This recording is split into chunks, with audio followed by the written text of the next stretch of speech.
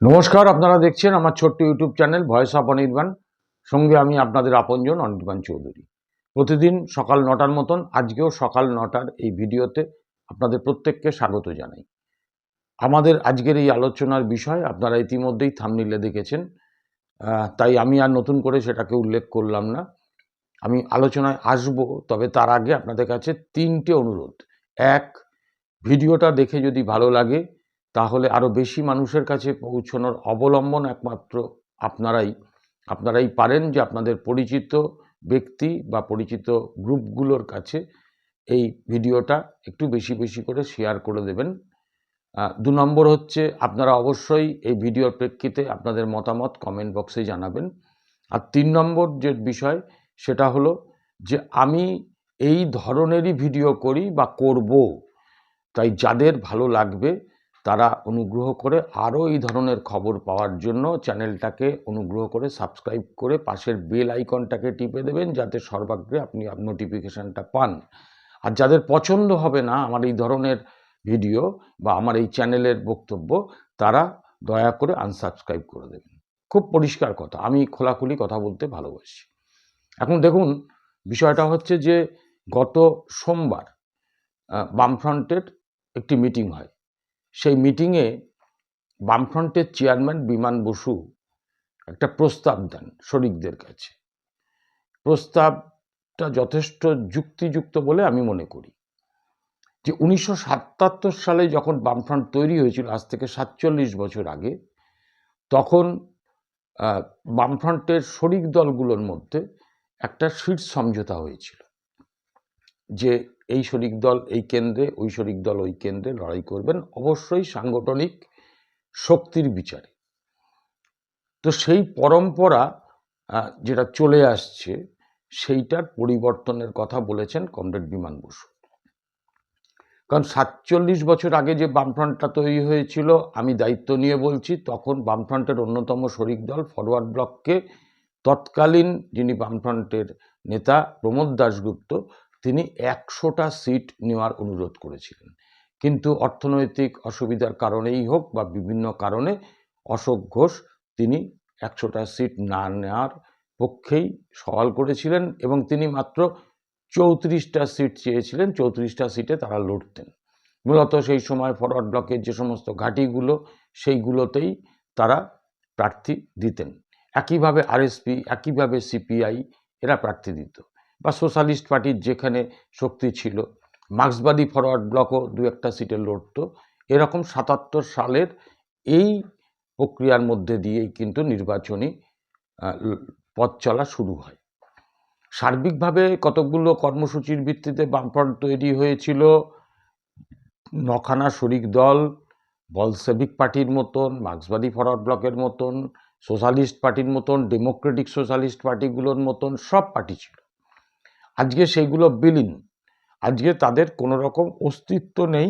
কিন্তু বামফ্রন্টের মিটিংয়ে এর মধ্যে বেশ কিছু শরিক দল তারা উপস্থিত হয়, তাদের মতামত রাখে এবং খুব গুরুত্বপূর্ণভাবেই বা যথাযথ মর্যাদা দিয়ে তাদের মন্তব্যগুলো রেকর্ডেড হয়, আলোচনা হয়। মূলত এখন বামফ্রন্টের শরিকদের মধ্যে দাঁড়িয়েছে 4টে শরিক: সিপিআইএম, সিপিআই, ফরওয়ার্ড ব্লক এবং আরএসপি। তো বামফ্রন্টের যিনি চেয়ারম্যান বিমান বসু, তিনি যেটা বলছিলাম যে প্রস্তাব রাখেন যে 77 সালে যেভাবে সিট অ্যালটমেন্ট হয়েছিল, পরিস্থিতির পরিবর্তন হয়েছে, তো এখন সেইভাবে কিন্তু আর ভাবলে চলবে না। কারণ হচ্ছে যে শক্তি এমনি ক্ষমতা চলে যাওয়ার পরে শক্তি গোটা বামফ্রন্টের বিভিন্ন দলেরই ক্ষয় হয়েছে। তার মধ্যে সিপিআইএম নিয়মিত লড়াই সংগ্রামের মধ্যে দিয়ে বা সিপিআইএম তার যে সুযোগ্য নেতৃত্বের দ্বারা এখনও সংগঠনটাকে 34 বছর শাসন ক্ষমতায় থাকার পরেও, 14 বছর বিরোধী থাকার ফলেও যেভাবে লাল ঝান্ডাটাকে উঠিয়ে রেখেছে, আমার মনে হয় না যে তৃণমূল কোনোদিন এ রাজ্য থেকে ক্ষমতাচ্যুত হলে তার 4 বছরও তাদের সেইভাবে কোনো উপস্থিতি থাকবে। এটা হচ্ছে আমার প্রেডিকশন। এখন শরিক দলগুলোর কাছে এই প্রস্তাব রাখার ফলে শরিক দলগুলোর পেছনে কাছে এই প্রস্তাব রাখার পেছনে আরেকটা কারণ ছিল। এক তো শক্তি ক্ষয় হয়েছে, এই যে সম্প্রতি যে উপনির্বাচন হলো, উপনির্বাচন কীরম হয়েছে আপনিও জানেন, আমিও জানি, সবাই জানে। কিন্তু তার মধ্যে দিয়েও ফরওয়ার্ড ব্লক সিতাইতে এবং আরএসপি আলিপুরদুয়ারে দুটো কেন্দ্রে কিন্তু যেটা লড়াই করে মূলত নোটার সঙ্গে লড়াই করে, খুব পরিষ্কার কথা, পার্সেন্টেজ এমন জায়গায় চলে আসছে 1.5%, 2% ভোট। এবং একইভাবে নতুন নতুন কিছু শরিক ইতিমধ্যেই বামফ্রন্টের মধ্যে শরিক দল হিসাবে না হলেও তার বন্ধু হিসাবে এসে পড়েছেন সিপিআইএমের লিবারেশন, অর্থাৎ দীপঙ্কর ভট্টাচার্য, যে দলের সর্বভারতীয় সম্পাদক। আইএসএফকেও তারা সাথী করেছে, বামফ্রন্টের ভুক্ত নয় কিন্তু সাথী হয়েছে। এবং আগামীতে বামফ্রন্টের অন্তর্ভুক্ত হওয়ার জন্য আরও কয়েকটি দল, বিশেষত দুটি দল আবেদন করে রেখেছে। সেটা নিয়ে আমি কালকের সকাল 9টার প্রতিবেদনে জানাবো। তো সেটা কি পরিস্থিতি, তো যাই হোক, এই নতুন যে দলগুলোকে নিয়ে আরও ব্যাপ্তিটাকে বাড়াবার চেষ্টা করা হচ্ছে, তাদেরও কিন্তু নির্বাচনী যুদ্ধে সিট অ্যাকোমোডেট করতে হবে। তো এখন সব ক্ষেত্রেই সিপিআইএম শুধু স্যাক্রিফাইস করবে, যেমন এই উপনির্বাচনে দেখা গেল সিপিআইএম মাত্র একটি আসনে লড়েছে, তালড্যাংরা, এছাড়া আর কোনো আসনে লড়ে। তাহলে আজকে শরিকদের কাছে এই কথাটা বলা হয়েছে, শরিকরা শুনেছেন, কোনো মন্তব্য করেননি। কিন্তু বিষয়টা হচ্ছে, মোদ্দা কথা তো এইটাই যে আপনার সাংগঠনিক ক্ষমতাটা আপনি জানান, তার ভিত্তিতে সিট অ্যাডজাস্ট হবে। এখন সেটা 31 তারিখ, মানে এ মাসের 31 তারিখের পরে আবার বামফ্রন্টের বৈঠক হবে, সেখানে এই বিষয়টা নিয়ে আলোচনা হবে। অর্থাৎ যে শরিকরা যে যে সিটে সর্বশেষ লড়েছেন সেখানেও তাদের সাংগঠনিক শক্তি কতটা আছে তুল্যমূল্যভাবে, সেটাও কিন্তু ওই দিন আলোচনা হবে। এখন দেখুন, শরিকদের কার কোথায় কি ক্ষমতা আছে, কার কোথায় কি সংগঠন আছে, আপনারা আমার দর্শককুল, আপনারা বিভিন্ন জায়গায় থাকেন, আপনারা নিজেরাই উপলব্ধি করেন। আসলে এই 77 সালের পর থেকে দীর্ঘ 34 বছর শাসন ক্ষমতায় থাকার ফলে মোটামুটিভাবে শরিক দলগুলো কিন্তু সিপিএমের ওপরে ভর করেই নির্বাচনী বৈতরণীগুলো পার হয়েছে। এবং বিভিন্ন ইস্যুতে তারা বামফ্রন্টের মধ্যে থেকেও, যেমন সিঙ্গুর নন্দীগ্রামের ক্ষেত্র, শরিক দলগুলোর একটা নেতিবাচক ভূমিকা কিন্তু দেখা গিয়েছিল।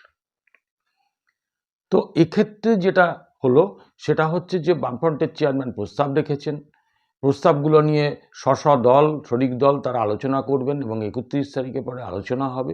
কিন্তু আমার মনে হয় সেটা হচ্ছে কোনো শরিক দলই এসে বলবে না যে আমার শক্তি এতটা হ্রাস হয়েছে, এটা কেউ বলবে না, বলে না। তাহলে সিতাইতে ফরওয়ার্ড ব্লক লড়তো না, তাহলে আলিপুরদুয়ারের ওই সিটে আরএসপি লড়তো না, প্রথমেই বলে দিত যে আমার শক্তি কম, আমি ওখানে লড়ব না। কিন্তু কেউ কারুর সিট ছাড়ার পক্ষে নয়। এই বিগত দিনে লোকসভা নির্বাচনে আমরা দেখলাম পুরুলিয়া কেন্দ্রে, সেখানে সিপিআইএম চেয়েছিল কংগ্রেসকে ওই সিটটায় লড়তে দিতে, কারণ নেপাল মাহাতো ওখানে খুব একজন, বর্তমানে তিনি এখন বোধহয় ওই পুরুলিয়া কংগ্রেসের, জেলা কংগ্রেসের সভাপতি, রাজ্য স্তরে উনি নেতৃত্ব দেন কংগ্রেসের। কিন্তু পুরুলিয়াতে নেপাল মাহাতো একটা সময় বিধায়ক ছিলেন, শুধু তাই নয়, তার দাপট এখনো পর্যন্ত কিন্তু যথেষ্ট আছে। কিন্তু তৎসত্ত্বেও ফরওয়ার্ড ব্লক যেটা দাবি করেছিল যে পুরুলিয়া কেন্দ্রে লড়াই করবে, লড়াই করেছিল, কিন্তু লড়াই করে যেটা দেখা গেল যে মুখ থুবড়ে পড়েছিল। তাহলে আমার বক্তব্যের মধ্যে এইটুকুই আপনাদের কাছে বলার, যে 31 তারিখের পরে যেটা বসা হবে তাতে কিন্তু কোনো শরিক দলই আমার মনে হয় না যে নিজেদের দৈন্য তারা প্রকাশ করবে। উল্টে তারা বলবে, যদি সিপিএম বলে যে আপনাদের এই এই জায়গায় শক্তি কমেছে, তারাও কিন্তু সিপিএমের দিকে আঙুল তুলে বলবে যে আপনাদেরও তো সারা রাজ্যে শক্তিটা কমেছে। অর্থাৎ এই যে একটা কথার জাগলারি, এটা কিন্তু চলতে থাকবে।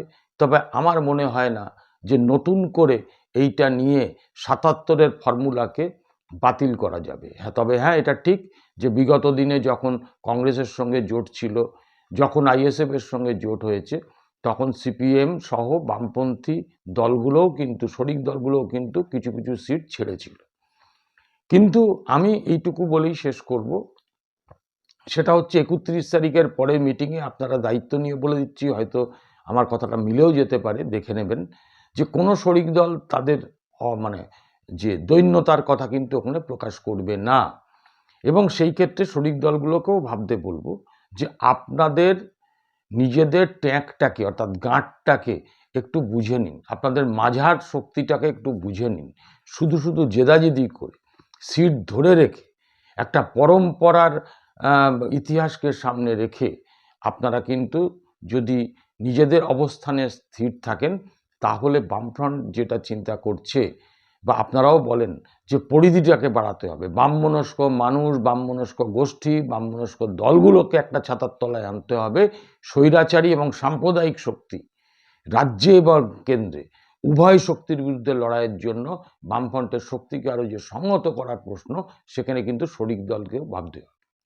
আমি জানি না কি দাঁড়াবে, তবে এইটুকু বলে দিলাম আপনাদের কাছে যে সিপিআইএমের শেষ কথা, সিপিআইএমের বামফ্রন্টের ওপরে যে কর্তৃত্ব ছিল, সেই কর্তৃত্ব কিন্তু ক্রমশ আলগা হচ্ছে, এবং এর কারণে শরিক দলগুলো কিন্তু নিজেদের পজিশনটা বুঝেও, শুধুমাত্র সিপিআইএমের পরিস্থিতি বুঝে তারা কিন্তু নিজেদের জেদে অনেক সময় স্থির থাকছেন। কার্যত যেটা দাঁড়াচ্ছে সেটা হচ্ছে বামফ্রন্টের কিন্তু শক্তি বৃদ্ধির পরিবর্তে বামফ্রন্টের শক্তিটা ক্রমশ ক্ষীণ হচ্ছে।